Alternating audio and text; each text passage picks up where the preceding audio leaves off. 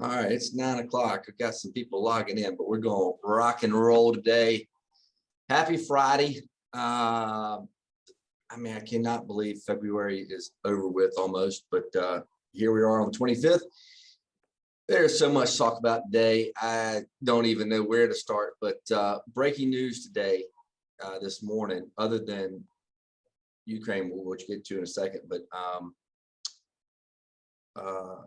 Ketanji Brown Jackson, the new nominee for the Supreme Court. Her resume is pretty impressive. Harvard grad, Harvard Law School.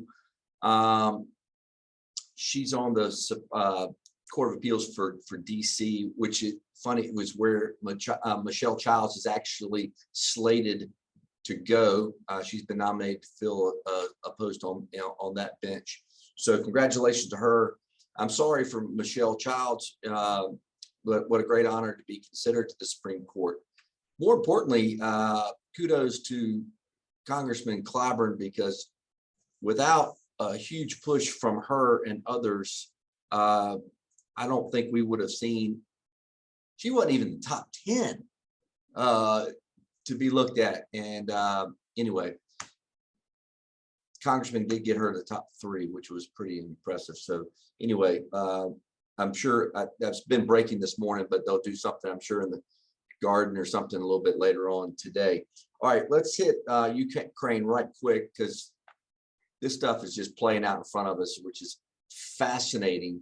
Rich could probably tell us stories about this, but I am truly fascinated in the sense that I mentioned this a couple weeks ago. I think this is the first time we've seen a war break out that live. 1991, when we had the Iraq stuff was going on, news was there, and news was reporting live. But now everybody's a reporter. Everybody's got a cell phone in their hand and watching bombs fall. Just regular citizens who are putting it up on YouTube and other places. So it is kind of fascinating to see what's going on over there. Our hearts are with the Ukrainian folks, and but what does it mean for us? We're going to see high gas prices for a while. The highest gas prices we've seen since 2014. I think yesterday barrels got over $105 a barrel. Far cry from where they were, back in 2008, 2009, when they hit like $179 a barrel, but still double what we're used to paying a year ago at the pump. So what does that mean? Everything's costing more, but on top of the inflation that we already are dealing with, this is going to be pretty painful. And I don't see, I think Russia is about 12% of the world's gas supply. And but let me tell you what other, thanks to Google, Ukraine is a big country. It's the second largest country in Europe, 40 million people, but they have such precious natural resources. They are the first in Europe in recoverable reserves of uranium, second place for titanium, magnesium. They're second place, second largest iron ore reserves in the world. So you think about everything that we use for manufacturing goods and services. They also are a big producer of platinum and other things. And so you're going to see prices fluctuate a bunch in the next couple of weeks just because of the conflict. And anyway, I think the pain is going to be felt worldwide, but I hope that it ends sooner rather than later. But who knows with these things. Stock market, I read this morning, is coming out a little higher. It was down like 500 points yesterday and ended up 92 points ahead. So it's up and down, which is crazy. But they speak the word diplomacy. Comes the word diplomacy is used in Russia, and all of a sudden stock markets in the United States go up. Not that we can believe them, but whatever. So anyway, the Ukrainian stuff is a big deal. I did see that 7,000 more U.S. troops are going over to Europe to support NATO. Also today, coming out a little bit later on, CDC is planning to revise some of its mask rules. No word on airplanes, but they are going to change the metrics to use to determine when masks are required. Oh, that sounds bureaucratic. Anyway, we'll see what that comes out with a little bit later on. All right, let's get closer to home. Big week at the General Assembly. I think it's week 7 of the General Assembly, and they had a bunch going on this week. The House Ways and Means Committee took up its budget, and there was a bunch in there. They did pass the income tax proposal, which would drop income taxes from 7% down to 6% over the next 5 years. They did include some language in the bill and the Ways and Means budget for like $4,000 increase in teacher pay, which is good. $350 million to complete the port rail plan, which is an updated 21st century infrastructure, redo it for the new port in North Charleston, which is good for business. Hopefully with that infrastructure, they can take some of the burden off of South Carolina roadways. When you're doubling the capacity of the port, but you don't improve the infrastructure supporting it, that's just going to mean more traffic on 26 and 95 and 77 and anywhere you want to go. So anyway, we need to see that. Lots of stuff going on to the Senate though, and the Senate passed a hands-free mandate for, so no, you can't hold a cell phone anymore in your car. No, this is preliminary. It's got to go through the House and as well, but you can use hands-free devices. You can put your phone in a holder. You can use earpieces, but you can't hold your phone. All right, what else? A big one that passed Senate Medical Affairs yesterday was a bill that would break up DHEC. DHEC is by far one of the largest agencies. I think DHEC and DOT are the 2 largest, Ted, but this was a bill to split up the medical affairs part of DHEC, the medical side, and the environmental side. For those that have been around like myself, this was proposed back 20 years ago. Sanford pushed that. He also pushed the income tax reduction, which is crazy. 20 years later, it's coming back. Stick around South Carolina. Everything is cyclical. Anyway, those are big things. I will tell you what that means. It means a little bit more control over a large agency. It would mean you can control a little bit more when agency's smaller. When it's so big, it's hard to. I think they had almost 8,000 employees at DHEC, so it's a big agency. All right, this is a post-COVID response, but the Senate passed a bill. Actually didn't pass it, put it for special order, sorry. So which means it's the first bill they have to deal with when they get back next week, is dealing with unemployment insurance. And this is a bill that was put in to raise the unemployment benefits per week. We have a very low, I think it's $326 a week payout for anybody on unemployment insurance. That will be increased this year by CPI, which is the Consumer Price Index. It may be a combination of Consumer Price Index and inflation, if I add, but it's got to go through some amendments next week. But it is set for special order, so those that are on unemployment benefits would likely see an increase once this bill is done. But it's got to go through the House. But that is an interesting one. Lastly, on action this week, they assigned a conference committee. So a House passed a bill passed the House and the Senate. It's Senate Bill 203, and this gives the governor the authority to remove school board members. Just put that in the back of your head. It used to go, any grievances for school board members would have to go to a county board of education.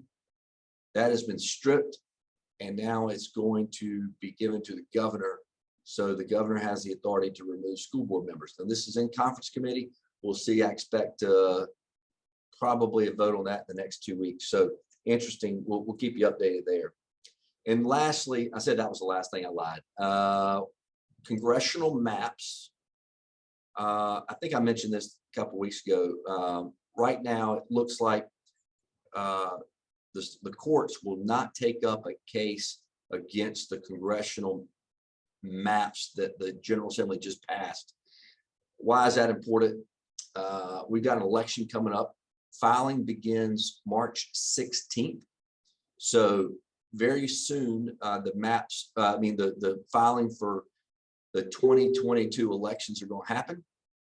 And so what happened in Alabama about a week ago was the Supreme Court said it's too close to, we're not going to mess with the maps right now. We'll delay the action until after the elections, and it gives us a 2-year window to fix the problem.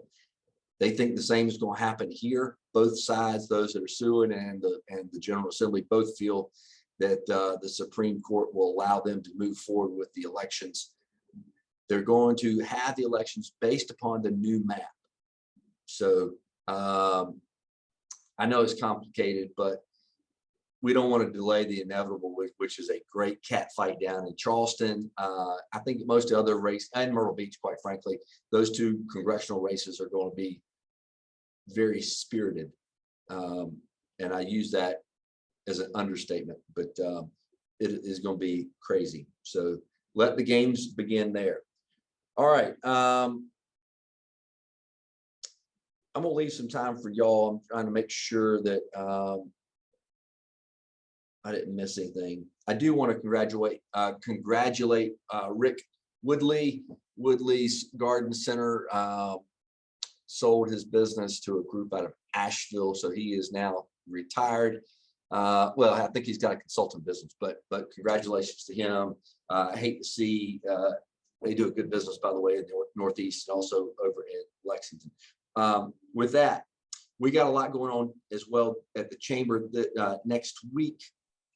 We've got 3 new members of City Council will join us for our Issues Committee on Tuesday. We've got Tina Herbert. We have got Joe Taylor and Dr. Oddity Bustles will be with us Tuesday morning at 8 o'clock at the library on Assembly Street. Again, that should also provide some good information for everybody. So we're looking forward to that. All right. I talked quickly and I said a lot. So happy to open it up for questions or any issues that y'all have. Anything going on with y'all? We'd love to hear it. Carl, Tom Ledbetter. Hello, sir. How you doing? Great. How are you? Fine. I'm transiting from a Rotary Club meeting to work, but I did not want to miss the meeting. I want to give everybody an update on our zero tuition, zero fees campaign for this past semester.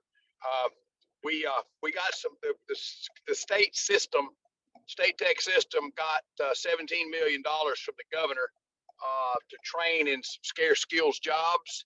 And we translated that here at Midlands Tech into zero fees, zero tuition for the spring semester for any current or future students. We had north of 30% increase in first-time student applications because of it. And we netted out at the end of the academic enrollment period a 12.2% increase in semester hours, spring 22 over spring of 21. That's the first time in 8 years we've had a year-over-year increase in enrollment. Wow. And it's the thing is, it's one-time money, and it comes back to what you were talking about with the legislature. The state tech system has asked the governor and the legislature for 3 years of the same kind of money, because with one-time money, you don't hire people, you don't start new programs. We want to get we want to get a couple of years more, a couple of 3 years more of that kind of funding, so that we can broaden the base and dramatically increase the capability of our state tech system. So that's on the legislative agenda also. But I just want to update everybody on the success of that zero tuition, zero fees campaign that we did for the spring semester here. It was great. Thank you for that. That's good numbers. 8 years. Wow, that's a long time. Good. Congratulations. All right, what else we got? But my phone muted out on me. What'd you ask? Did you ask me a question? No, I'm just leaving it open, but congratulations. I was seeing if anybody else had anything. Okay. All right. Hey, I just Ted. want to ask him to repeat. I'm sorry. I Go just ahead. want to ask him to repeat what was the zero fee, zero tuition. I didn't hear what those fundings were for. I have a group that I talk to. I want to let them know, young people that's up and coming, young, brilliant minds. Yep. So can you repeat that for me? I like the concept of young, brilliant minds. Thank you for that. It was the campaign is over, right? So it started back. We got awarded the funds in early November, and we launched a campaign by the middle of November to say zero tuition, zero fees for academic and or continuing education courses in the spring semester of 2022. Okay. We have a 14-week semester, a 10-week semester, and a 7-week semester, and the overall enrollment there was up 12.2%. All right. Corporate continuing education pays for programs. There was a list of programs that could be applied for, and it was a fairly comprehensive list. But we have awarded all of that money and everything we could match up, and we squeezed every nickel out of that money to make it possible for folks to come here. And we'd like to do it again, and we've asked the legislature for the funding to do it. And so that's where we are. Excellent. I love that. And so I will just talk about that. I think that is phenomenal to know that there are opportunities out there, but you have to continue to see what this is. Another reason why I tell young people, don't tune out. Our legislatures, our Senate, keep abreast of what's going on in your city. So thank you for that. Yes, ma'am. Thank you. And when we'll see what the General Assembly does with the budget for next year, they're not quite to, they're about 30% of the way there. They've got the Ways and Means Committee met this week, passed their budget out. It's got to sit for 2 weeks on the floor, or sit a week, I think, Ted. I think that's right. They sit a week. And so it can't come up until on the floor debate until March.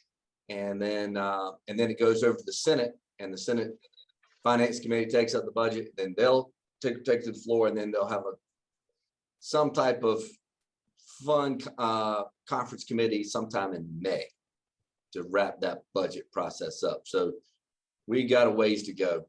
Right, and Carl, just for the short term House schedule, Ways and Means reported the big authorization bill, appropriations bill out this week. Next week, staff is preparing it into bill form. The following week, it sits on members' desks and has to sit for a week. So Monday, March the 14th is when the House will go into its full House will go into its budget week. And then after that, don't know what happens in the Senate as usual. So budget and A2 Brute, right? Right. As of March, all the same week. That'll be fun. Hey, Carl, this is Lynn. Good morning, everybody. Got a quick question for Tom Ledbetter. Tom, if you all do that, conduct that program again, where do you all announce that? Or where would you? That's typically announced on our website. Okay. All right. www.midlandstech.edu. Okay. Thank you. But Yes, ma'am.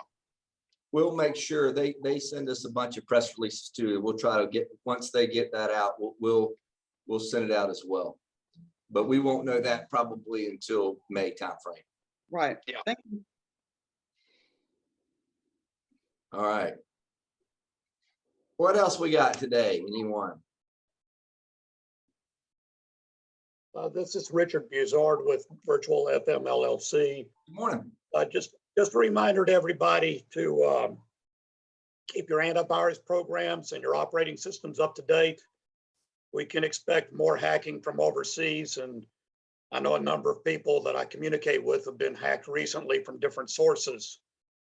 So just keep up on that. No company, big or small, I will promise you, is immune to the hacking. It is unbelievable, the phishing scams. And a fellow chamber in Tennessee got held hostage for about 6 weeks for all their computers. Didn't shut them down, but it was painful. So y'all be careful out there. Good call there, Richard. Yeah, and we just to report, we are attacked here at Midlands Technical College over 200 times a day. Wow. There's an attempt from the vigilance of our system. We see over 200 attempts a day to enter the system inappropriately. Wow. That's crazy. Okay. All right. Anyone else? Hey, Carl, this is Laurie from Motocross Looking Business Academy. Good morning. Good morning. I just wanted to share some of the things that our academy has been doing. Last month, we celebrated Black History Month by having a Celebrando Black Business Day, and that was very successful. And we also had our first Alumni Association induction ceremony this past week, and we are celebrating International Women Leaders in Business in March. So those are a few things that we're up to, and I just wanted to share. Great. Thanks so much. Thanks for being on this morning. Thank you.